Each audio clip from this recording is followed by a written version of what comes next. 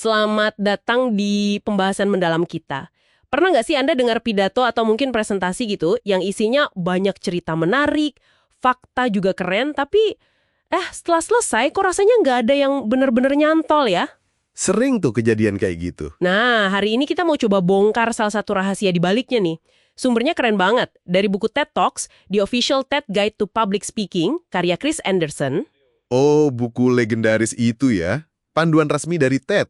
Betul, jadi isinya dijamin daging semua. Fokus kita kali ini ke satu konsep kunci yang disebut true line. Atau kalau di Indonesia kan mungkin benang merah kali ya. Iya, benang merah. Istilah yang pas. Kita mau cari tahu nih, apa sih true line ini sebenarnya? Dan kenapa ini penting banget gitu buat bikin komunikasi kita jadi lebih ngena. Dan ini nggak cuma buat pidato loh ya. Betul sekali.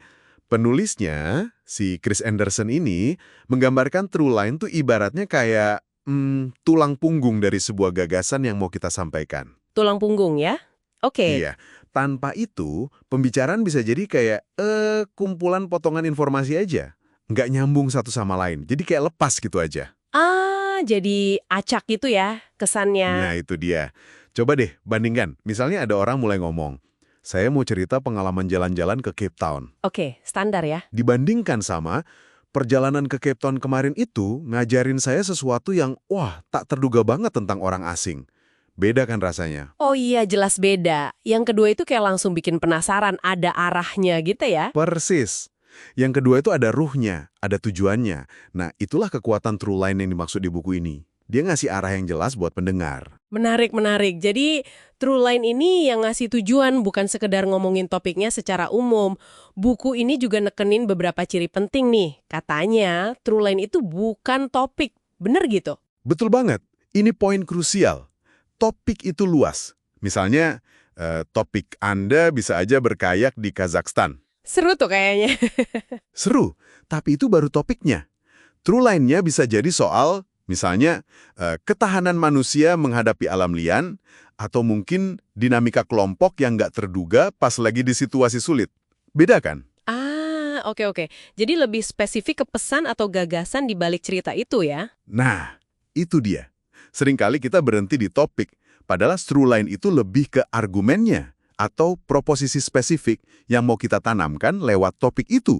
Contoh lain mungkin, biar lebih kebayang. Oke, misalnya topiknya teknologi desalinasi, pengolahan air laut jadi air tawar. Oke. True line-nya bisa jadi tentang bagaimana inovasi teknologi ini bisa jadi gebrakan buat ngatasin krisis air global, atau sebaliknya, true line-nya justru soal tantangan besar dalam implementasinya di negara berkembang. Jadi lebih fokus, ada sudut pandangnya. Paham. Jadi harus lebih dari sekedar topik. Terus katanya harus ringkas juga ya, maksimal 15 kata. Itu gimana tuh? Iya benar, maksimal 15 kata. Kedengarannya simpel, tapi merangkum ide besar jadi kalimat pendek itu, wah tantangan tersendiri loh. Pasti, biar gampang diingat juga kali ya. Betul. Dan tujuannya itu bukan cuma, katakanlah, menginspirasi audiens. Itu terlalu umum. Harus jelas gagasan spesifik apa yang mau ditanamkan. Oke. Nah, terus ada lagi nih katanya hindari yang klise atau gampang ditebak ya. Kayak pentingnya kerja keras gitu. Iya, itu udah basi banget ya. Buku ini ngasih saran bagus dari Salman Khan, pendiri Khan Academy. Oh ya, gimana sarannya? Sarannya, cari ide atau gagasan yang lebih besar dari diri kita sendiri, atau bahkan lebih besar dari organisasi kita. Tapi, gunakan pengalaman pribadi kita sebagai bukti atau ilustrasi gagasan besar itu. Wah, menarik. Jadi nggak cuma ngomongin diri sendiri ya? Betul. Atau kayak contoh lain di buku itu, Robin Murphy. Dia peneliti robotik. Dia bisa nyatuin 3 proyek riset robotnya yang beda-beda. 3 proyek disatuin gimana? Nah, dia nemuin satu benang merah yang nggak terduga, yang menghubungkan ketiga riset itu dalam konteks respons bencana. Itu kan jadi jauh lebih menarik dan punya dampak. Wah, iya juga ya. Itu baru keren. Ngomong-ngomong soal contoh, bio Chris Anderson sendiri di buku itu juga menarik banget ya perbandingannya. Oh ya, itu contoh bagus banget soal kekuatan fokus. Versi pertama bionya kan isinya fakta semua. Jabatan ini, pencapaian itu. Iya, kayak CV ya, datar gitu. Betul. Tapi versi kedua, dia malah fokus cerita satu momen masa kecilnya. Waktu dia bermimpi mecahin teka-teki soal kehendak bebas manusia. Cuma satu momen itu. Iya. Tapi justru momen itu yang lebih mengungkap siapa dia sebenarnya. Karena ada true line yang jelas soal jiwa pemimpi dan pemikirnya dia.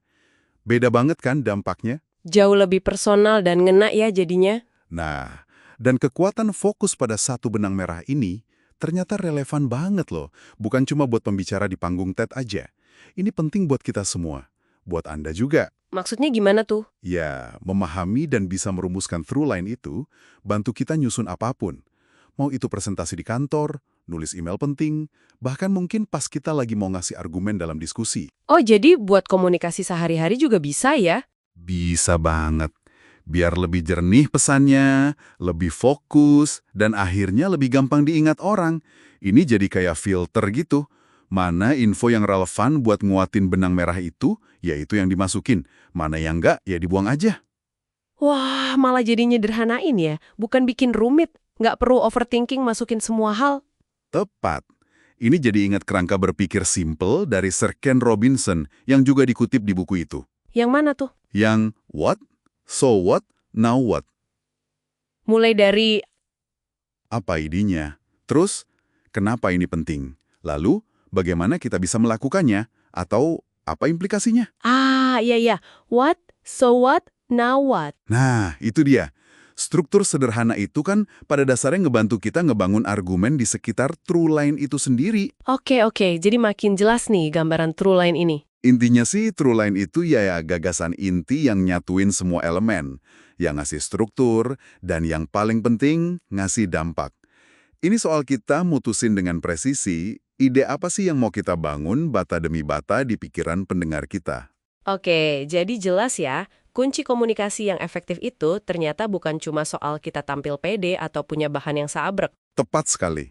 Ada satu pemikiran penutup yang menurut saya kuat banget dari buku ini. Apa tuh? Tugas utama seorang pembicara, atau ya siapapun lah yang berkomunikasi, itu bukan sekedar tampil meyakinkan. Tapi yang lebih penting adalah sungguh-sungguh punya sesuatu yang berharga untuk dibagikan. Punya sesuatu yang berharga. Iya, dan menemukan true line kita itu adalah langkah krusial buat mastiin harta karun gagasan kita itu sampai dengan utuh dan bermakna ke orang lain. Jadi ini kayak kunci buat membuka harta karun itu ya? Bisa dibilang gitu. Jadi mungkin saran praktisnya nih buat Anda yang lagi nyimak, sebelum nyusun pesan penting berikutnya, entah itu presentasi, tulisan, atau apapun, coba deh berhenti sejenak. Tanyakan ke diri sendiri, apa satu ide penghubung yang bakal merangkai semuanya? Apa true line saya?